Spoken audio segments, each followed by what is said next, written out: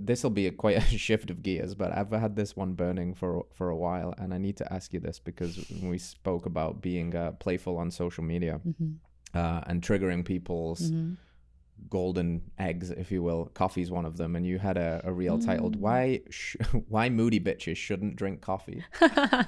Why shouldn't moody bitches drink coffee? Oh my god, that's so good. That's an older post. I know, I did my research. Yeah, so to me, first of all, what is irritability? What is agitation? What is frustration? They're all forms of judgment. They're all forms of resisting the present moment or experience or even a person. And so that was probably one of the hardest realizations I ever made, but also one of the most empowering and just powerful shifts of my entire experience and healing process, was realizing that every time that I'm frustrated with something or someone, I'm actually judging them.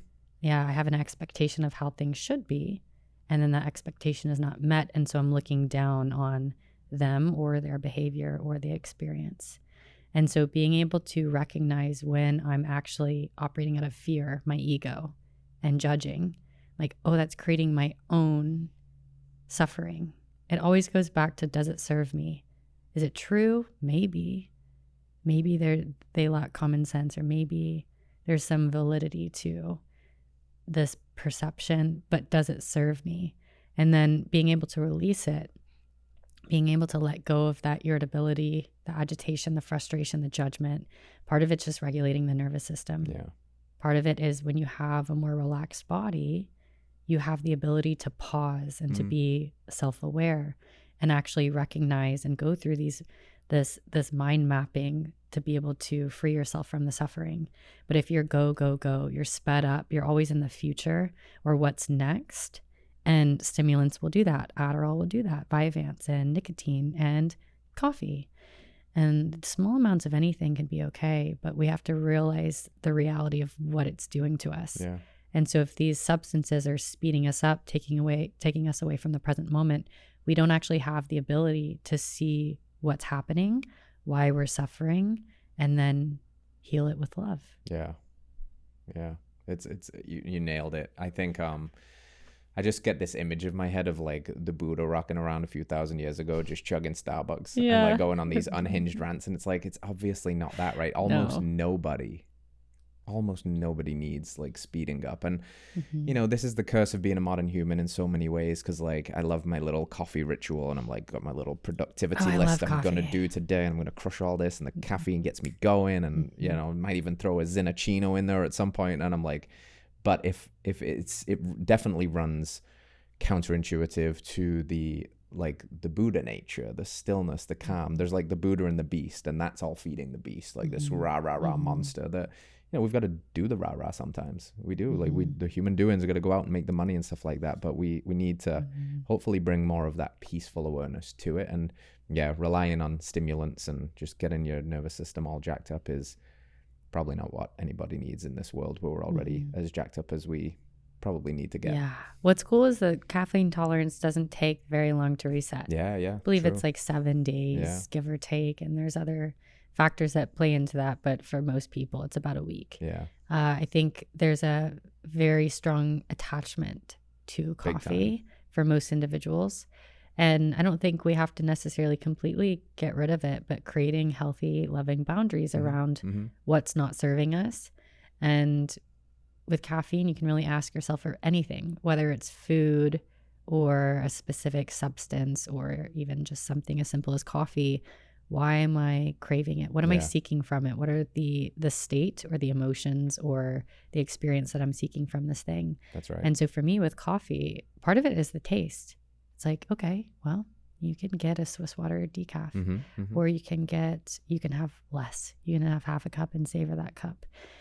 But I also love the focus, the dopamine. And so I can also ask myself, well, where are other healthy ways or modalities that I can boost my dopamine? So we have a cold plunge at home. Yeah. Before I had a cold plunge, I would do cold showers. They sucked, but they also provided me the mental fortitude, and they provided me the dopamine and the focus. So I would start my day, I would take a hot shower, and then I would turn into the cold, and then I would just stay there as long as I could.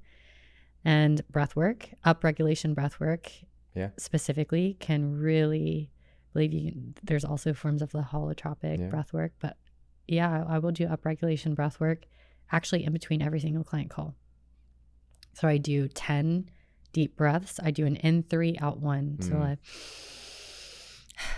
and then it's a quick, sharp exhale. Breathe in for 10, and then I'll exhale and I'll hold at the bottom for as long as I can. Usually it's about 30 seconds to a minute. And then I'll inhale and hold for as long as I can. And then, and I'll press start. Hi, how are you today? Yeah. And it grounds me, and it also gives me that focus, that energy that I'm desiring to be able to do my job. That's cool.